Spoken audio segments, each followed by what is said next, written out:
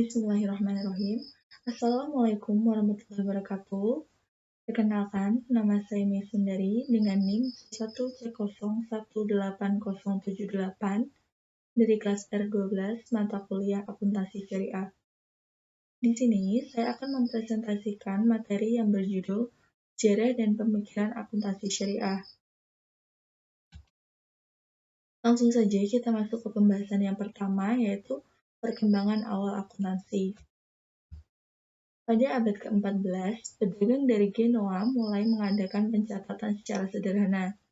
Dengan terbitnya buku berjudul Summa de Arithmetica, Geometrica, Proportioni et Proportionality yang disusun oleh Lucas Pacioli pada tahun 1494.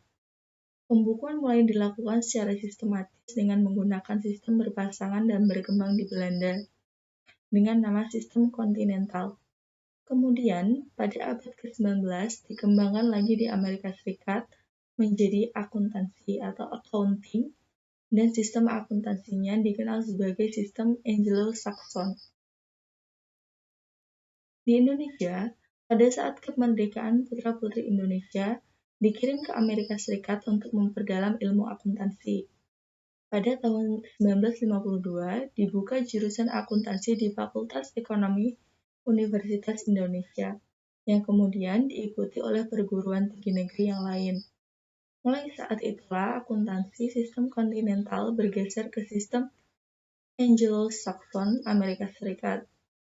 Untuk mengembangkan akuntansi, pada tahun 1957, berdiri Organisasi Ikatan Akuntan Indonesia atau IAI. Namun, pada tahun 1967, dengan dibukanya penanaman modal asing, akuntansi di Indonesia berkembang pesat. Jasa besar IAI adalah penyusunan Standar Akuntansi Keuangan atau SAK 1996 sebagai dasar penyusunan laporan keuangan perusahaan di Indonesia. Pembahasan yang kedua yaitu sejarah akuntansi. Yang pertama yaitu sejarah akuntansi di dunia. Yang pertama yaitu penemu pertama teori akuntansi di dunia. Yang kedua, munculnya sistem pembukuan berpasangan. Yang ketiga, perkembangan sistem pembukuan berpasangan. Yang keempat, munculnya teori accounting atau akuntansi. Yang kedua yaitu sejarah akuntansi di Indonesia. Yang pertama yaitu akuntansi mulai diterapkan di Indonesia. Yang kedua, perkembangan akuntansi di Indonesia. Yang ketiga, sejarah pemberian gelar akuntan di Indonesia. Pembahasan yang ketiga yaitu perkembangan akuntansi syariah.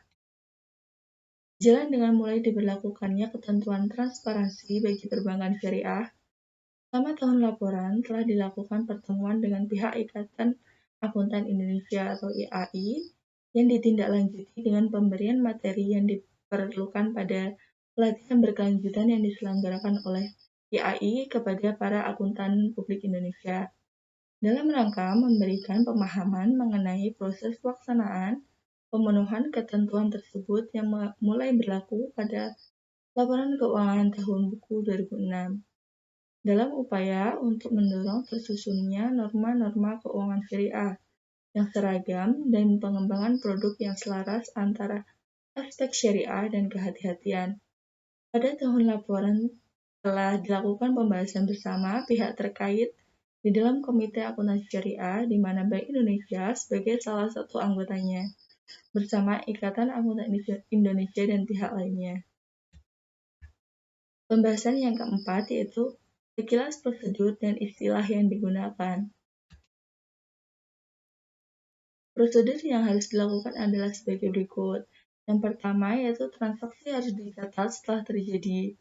Yang kedua, transaksi harus dikelompokkan berdasarkan jenisnya. Yang ketiga, penerimaan akan dicatat di sisi sebelah kanan dan pengeluaran dicatat di sebelah kiri. Yang keempat, pembayaran harus dicatat dan diberikan penjelasan yang memadai di sisi kiri halaman. Yang kelima, pencatatan transaksi harus dilakukan dan dijelaskan secara hati-hati. Yang keenam, tidak memberikan jarak penulisan di sisi sebelah kiri dan harus diberi garis penutup. Yang ketujuh, koreksi atas transaksi yang telah dicatat tidak boleh dengan cara menghapus atau menulis ulang, tetapi harus diganti. Yang kedelapan, jika akun telah ditutup, maka akan diberi tanda tentang hal tersebut.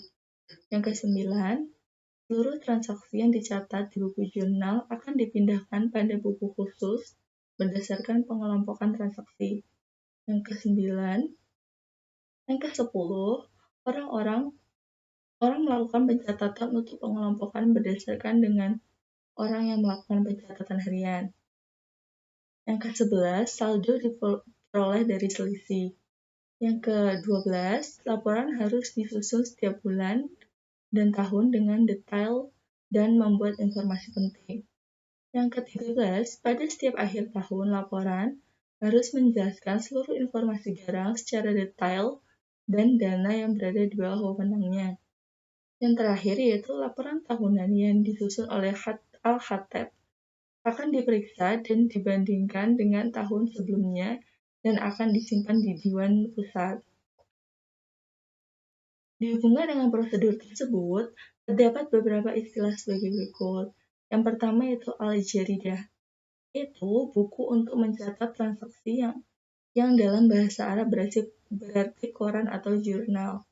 Yang kedua yaitu daftar al-yaumiyah, yaitu buku harian atau dalam bahasa Persia dengan nama Ruznamah. Daftar tersebut digunakan untuk membuat jurnal voucher. Yang terakhir yaitu laporan keuangan.